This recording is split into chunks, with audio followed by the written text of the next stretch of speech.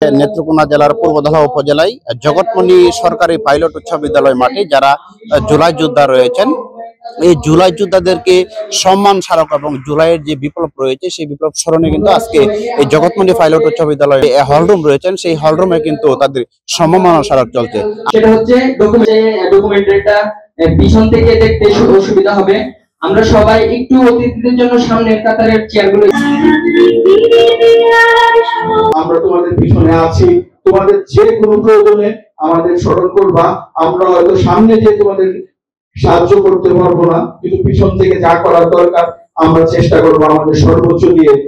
যে বিগত ফ্যাসিস্ট সরকার একটা আন্দোলন 6 দিন কিংবা 20 দিনে হয় নাই, সংগঠিত হয় নাই, সে বিগত সরকার ক্ষমতা আসার পর থেকেই জাতীয় এবং আন্তর্জাতিক ষড়যন্ত্রের মাধ্যমে 69-এর গণ অভ্যুত্থান, 70-এর নির্বাচন, 71-এর মুক্তিযুদ্ধ, 90-এর স্বৈরাচার বিরোধী আন্দোলন সবগুলোই ছিল বৈষম্য বিরোধী আন্দোলন। জুলাই গণ অভ্যুত্থানের প্রকৃত চিত্রটা এবং এটির গুরুত্ব। জুলাই গণ অভ্যুত্থানের প্রধান লক্ষ্যই ছিল যে বৈষম্যহীন বাংলাদেশ করার। আপনারা যারা সম্মুখ সারির যোদ্ধা, জুলাই যোদ্ধা, আপনাদের সাথে যারা অংশগ্রহণ করেছে, আপনাদের সবার পিছনে কিন্তু বাংলার কোটি কোটি মানুষ ছিলেন।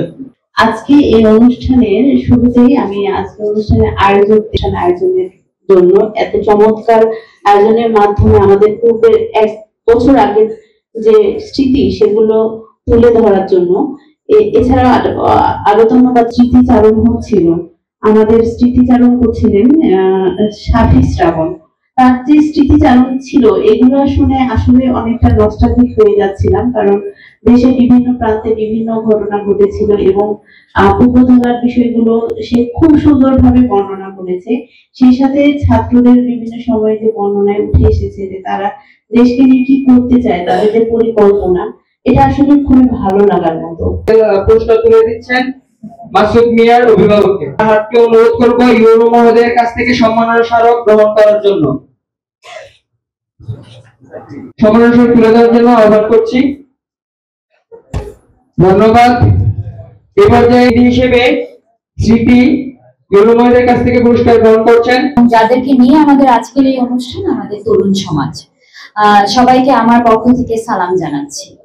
আমি আমার বক্তব্যের শুরুতেই জুলাই আন্দোলনে যারা নিহত হয়েছেন তাদের রুহের মাগফিরাত কামনা করছি এবং যারা আহত হয়েছে তাদের আরোগ্য কামনা করছি এবং তাদের পরিবারের জন্য আমি দোয়া কামনা করছি আপনাদের সকলের জন্য। পূর্বধলা কেন্দ্রিক যে জুলাইটা, সেই জুলাইয়ের স্পিরিটটা, জুলাইয়ের ফিলোসফিটা, দর্শনটা প্রত্যেকের মধ্যে যেন বেঁচে থাকে, সেজন্য আমরা জুলাইকে, আমাদের শিরোনাম আছে জুলাইয়ের বিপ্লবী চেতনা ও দর্শনকে বাঁচিয়ে রাখার জন্য আমরা জুলাই স্মৃতিচারণ ও সম্মাননা স্মারক এই শিরোনামে আমরা একটা প্রোগ্রাম করেছি।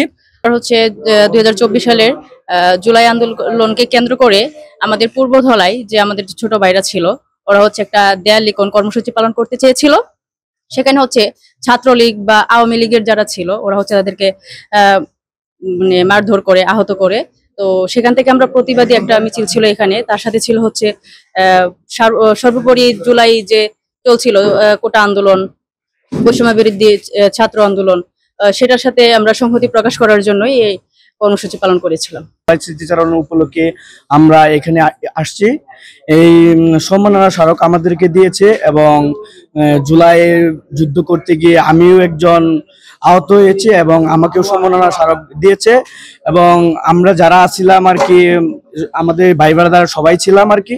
কিন্তু এই আওয়ামী লীগের যে দোসররা ছিল, এই দোসররা আমাদের উপর অতর্কিতভাবে হামলা করে এবং আমরা দেয়াল লিখন করতেছিলাম আর কি। দেয়াল লিখনের মাঝে পূর্বতলার যে ছাত্রলীগের যে স্বৈরাচার বিন্দুরা যারা আছে ওরা আর কি আমাদের উপর হামলা করেছিল। এই জুলাই বিপ্লবী যোদ্ধাদের আজকে কিন্তু পূর্বধলা জগৎমণি সরকারি পাইলট উচ্চ বিদ্যালয় এই হলরুমে পুরস্কার বিতরণ করেছেন। এই পুরস্কার বিতরণে পূর্বধলা উপজেলা নির্বাহী অফিসার এবং পূর্বধলা সহকারী ভূমি কর্মকর্তা কিন্তু এখানে উপস্থিত ছিলেন। তো এই ছিল নেত্রকোনা জেলা থেকে সর্বশেষ তথ্য। SM Wadud, NTV online, Netrokona.